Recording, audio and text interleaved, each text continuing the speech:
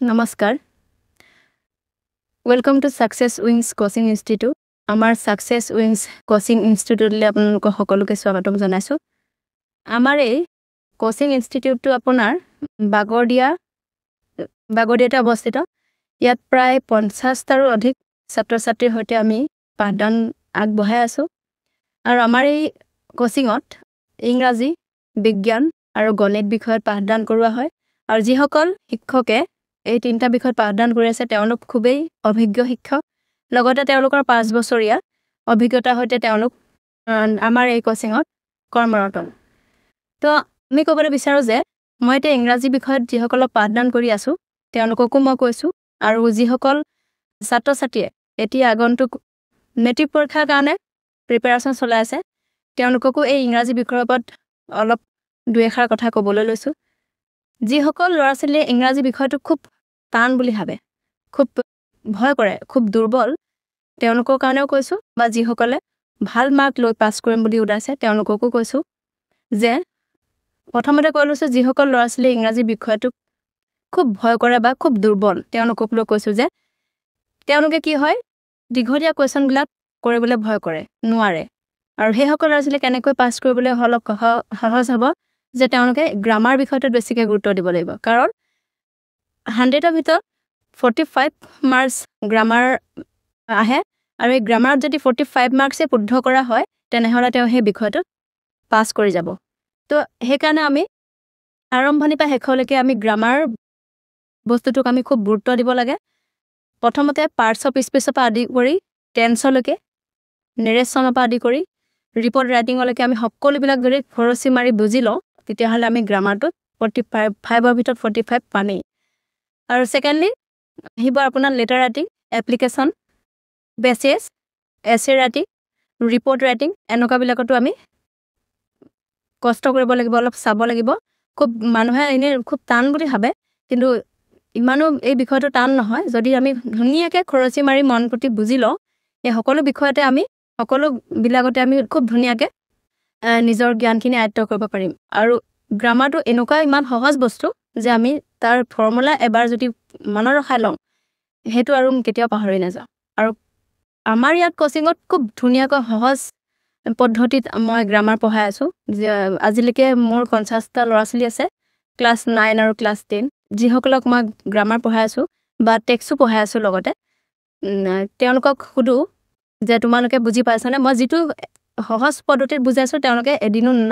নাই বুজা বুলি কেতিয়াও কোৱা নাই আৰু মই আপোনালোকক কথা দিছো যে যিসকলে আমাৰ লগত অনলাইন ক্লাছ কৰিব বিচাৰে তেওঁলোকো আমাৰ লগত যোগাযোগ কৰিব পাৰিব নতুবা আমাৰ কোচিঙত যদি যিসকলে এতিয়াও মানে কোচিঙত নহয় যদি যিসকলে এতিয়াও ক্লাছ কৰা নাই আমাৰ কোচিঙৰ লগত যোগাযোগ কৰিব পাৰিব আৰু আমি ধুনীয়াকৈ পাঠদান আৰম্ভ কৰিম লগতে আমি এডিশনাল যিবিলাক কোৱেশ্চন থাকে টেক্সৰ গ্ৰামাৰটো পঢ়ামে লগতে টেক্সৰ যিবিলাক এডিশনাল কোৱেশ্চন আছে সেইবিলাকো আমি খৰচি মাৰি পঢ়াই আছো আৰু পঢ়াম আৰু যিসকলে আধাতে আহিব তেওঁলোককো আমি গোটেই PDF দি দিম আগতে যিখিনি পঢ়াইছিলো যিখিনি কোৱেশ্চন আনসাৰ কৰিছিলো সেইখিনিও লগতে দিম আৰু পিছত যিখিনি আছে পঢ়াবলগীয়া সেইখিনিও আমি পঢ়াই যাম ধন্যবাদ নমস্কাৰ মই বেদান্ত মাধৱ ফুকন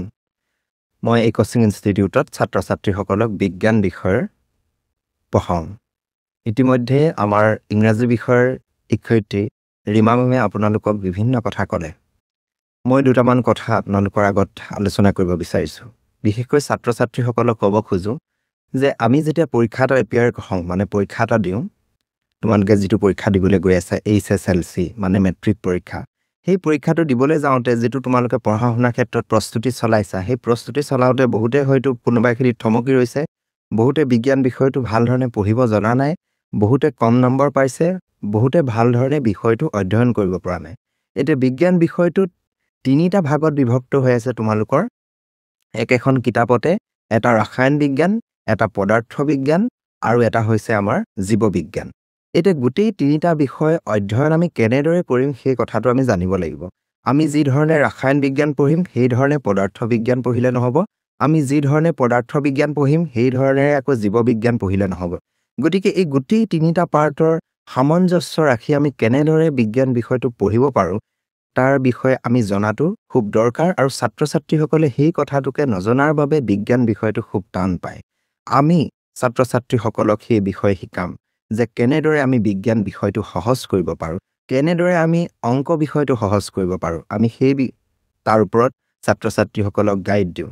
এতিয়া পৰীক্ষা এটালৈ যেতিয়া ছাত্ৰ ছাত্ৰীসকলে প্ৰিপেয়াৰ কৰে তেতিয়া বিভিন্ন কথা তেওঁলোকে মনত ৰাখিবলগীয়া হয়। যেনেদৰে চাওক, ছাত্ৰ ছাত্ৰীসকলে কেৱল এনেকৈ নিৰলসভাৱে পঢ়ি থাকিলেই নহ'ব। ভাল ৰিজাল্ট দেখুৱাবলৈ হ'লে স্বাস্থ্য অধ্যয়ন দুয়োটাই বৰ্তাই ৰাখিব লাগিব। তেওঁলোকৰ মানসিক স্বাস্থ্য, তেওঁলোকৰ শাৰীৰিক স্বাস্থ্য, এই দুয়োটা স্বাস্থ্যৰ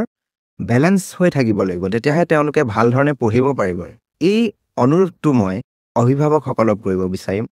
যে আপোনালোকে লক্ষ্য কৰক আপোনালোকৰ ছাত্ৰ ছাত্ৰী মেণ্টেলি আৰু ফিজিকেলি ফিট হৈ আছে নাই, তেওঁলোকৰ মানসিক স্বাস্থ্য কেনেকুৱা, তেওঁলোকৰ শাৰীৰিক স্বাস্থ্য কেনেকুৱা। যদি ছাত্ৰ ছাত্ৰীসকল শাৰীৰিক স্বাস্থ্য আৰু মানসিক স্বাস্থ্য এই দুটা ষ্টেবল নহয়, তেতিয়া সিহঁতি কেতিয়াও ভাল ধৰণে অধ্যয়ন কৰিব নোৱাৰে বা যি পঢ়িছে সেয়া কেতিয়াও মগজুত স্থায়ী হৈ নৰয়। গতিকে আপোনালোকে সেই তেওঁলোকৰ মেণ্টেল আৰু ফিজিকেল হেল্থটো ষ্টেবল কৰিবৰ কাৰণে খাদ্যৰ ক্ষেত্ৰত যথেষ্ট ধ্যান দিব লাগিব। খাদ্য আৰু টোপনি এই দুটা বস্তু ছাত্ৰ ছাত্ৰীসকলে খুব ধ্যান দিব লাগিব। কি খাদ্য গ্ৰহণ কৰিছে আৰু কিমান টোপনি তেওঁলোকে,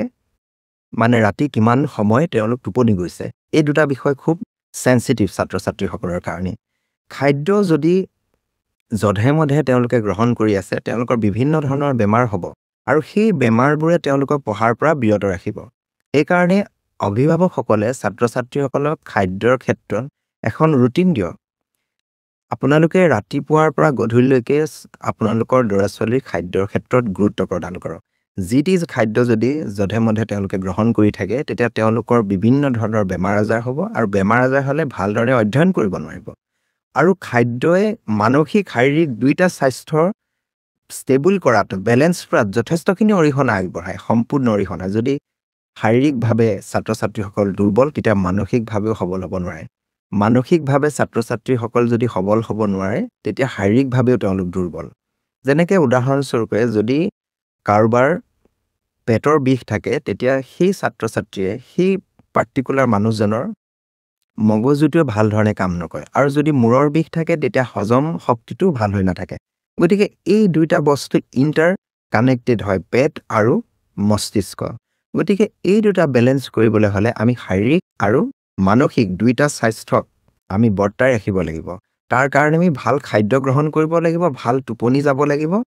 প্ৰায় 6 পৰা 7 ঘণ্টা প্ৰত্যেকজন ছাত্ৰ ছাত্ৰীয়ে শুব পাৰিব লাগিব, ভাল এখন ৰুটিন মেইনটেইন কৰিব পাৰিব লাগিব, তেতিয়াহে তেওঁলোকে ভাল ৰিজাল্ট দেখাব পাৰিব। গতিকে এনে সকলোবোৰ গাইডেন্স কেৱল মাত্ৰ যে 6টা ছাবজেক্টৰ 6খন কিতাপ পঢ়িয়ে ভাল ৰিজাল্ট কৰিব পাৰিব তেনেকুৱা নহয়। তেওঁলোকৰ দৈনন্দিন ৰুটিনখন কেনেকুৱা, তেওঁলোকে কেনেধৰণে খাইছে, কেনেধৰণে পঢ়া শুনা কৰিছে, কোনটো বিষয় কেনেধৰণে পঢ়িব লাগে, এই সকলোবিলাক গাইডেন্স আমি ছাত্ৰ ছাত্ৰীক প্ৰদান কৰোঁ। গতিকে সেইকাৰণে আমি যিসকল ছাত্ৰ ছাত্ৰীক যোৱা বিগত বৰ্ষত পঢ়াইছোঁ, তেওঁলোকে ভাল ভাল ৰিজাল্ট কৰিছে। হয়, আমাৰ কোচিং ইনষ্টিটিউটটো আমি নতুনকৈ আৰম্ভ কৰিছোঁ, কিন্তু আমি পাৰ্চনেলি বিভিন্ন ছাত্ৰ ছাত্ৰীক আমি পঢ়াইছোঁ, তেওঁলোকে আমাৰ পাৰ্টিকুলাৰ বিষয়বিলাকত লেটাৰ মাৰ্কছ সহ উত্তীৰ্ণ হ'বলৈ সক্ষম হৈছে। আৰু তাৰ একমাত্ৰ কাৰণটো হৈছে আমি ছাত্ৰ ছাত্ৰীসকলক কেৱল মাত্ৰ পঢ়াটোত নহয়, তেওঁলোকে কেনেধৰণে পঢ়িব, কেনেধৰণে জীৱনটো, মানে কেনেধৰণে সেই পঢ়াৰ সময়টো তেওঁলোকৰ লাইফষ্টাইলটো কেনেকুৱা হ'ব লাগিব, খাদ্যৰ ৰুটিন কেনেকুৱা হ'ব লাগিব, সেই গোটেই কথাখিনিৰ ওপৰত গুৰুত্ব প্ৰদান কৰা হয়। গতিকে ইংৰাজী, গণিত আৰু বিজ্ঞান এই তিনিটা বিষয় কেনেদৰে পঢ়িব লাগে, কেতিয়া পঢ়িব লাগে আৰু কোনখিনি পঢ়িব লাগে, সেই সকলোখিনি গাইডেন্স আমি প্ৰভাইড কৰোঁ। গতিকে আপোনালোকেও আপোনালোকৰ ছাত্ৰ ছাত্ৰী যদি আমাৰ লগত জড়িত কৰাব বিচাৰে, স্ক্ৰীনত দিয়া নাম্বাৰত যোগাযোগ কৰক। আৰু নতুবা আমি ইউটিউবতো আগন্তুক দিনত আমি অতি সোনকালে এই বিজ্ঞান আৰু ইংৰাজী বিষয়ৰ কিছুমান ভিডিঅ' বা বিভিন্ন ধৰণৰ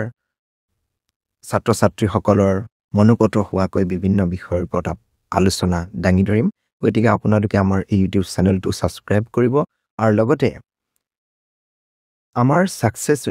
উইংছ কোচিং ইনষ্টিটিউট, আমাৰ যি ছাকচেছ উইংছ কোচিং ইনষ্টিটিউট, এই ইনষ্টিটিউটৰ লগত যদি আপোনালোকে জড়িত হ'ব বিচাৰে, ছাত্ৰ ছাত্ৰীসকলক যদি এই তিনিটা বিষয়ত ভাল ফলাফল আশা কৰে, তেন্তে আমাৰ লগত স্ক্ৰীনত দিয়া নম্বৰত যোগাযোগ কৰক। ধন্যবাদ।